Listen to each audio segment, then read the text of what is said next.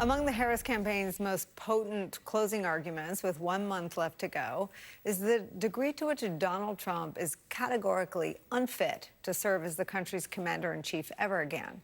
Their new ad, playing out across battleground states as we speak, quotes some of his old appointees. Watch.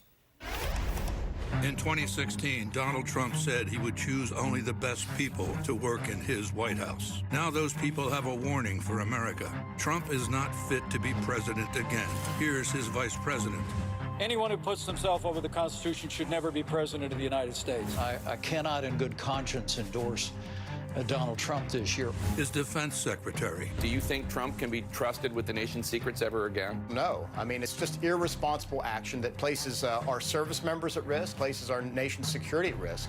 His national security advisor. Donald Trump will cause a lot of damage. The only thing he cares about is Donald Trump. And the nation's former highest-ranking military officer. We don't take an oath to a king or a queen or to a tyrant or a dictator. We don't take an oath to a wannabe dictator. Take it from the people who knew him best. Donald Trump is too big a risk for America. Let's set aside what other people have said. Think about what Trump has said. He'll deny to his last breath, convincingly or otherwise, that he ever called our nation's fallen heroes losers and suckers in private. But is what he says in public much better? This is from this week. Do you believe that you should have been tougher on Iran after they had launched ballistic missiles in 2020 on U.S. forces in Iraq, leaving more than 100 U.S. soldiers injured?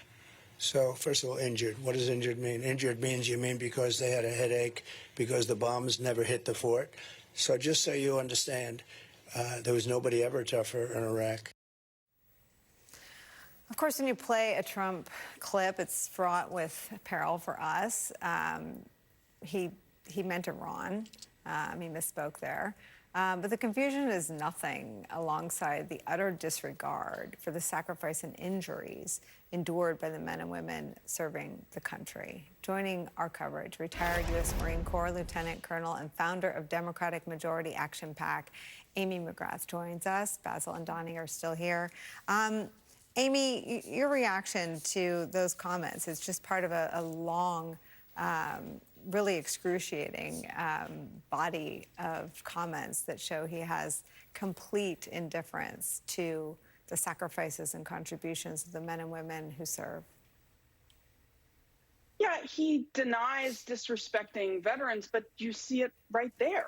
He's so disconnected. And the background of this was, recently he and J.D. Vance have been pushing out this narrative that, the world was so much safer under his watch, almost like, there's no U.S. servicemen or women that were injured or hurt under his watch.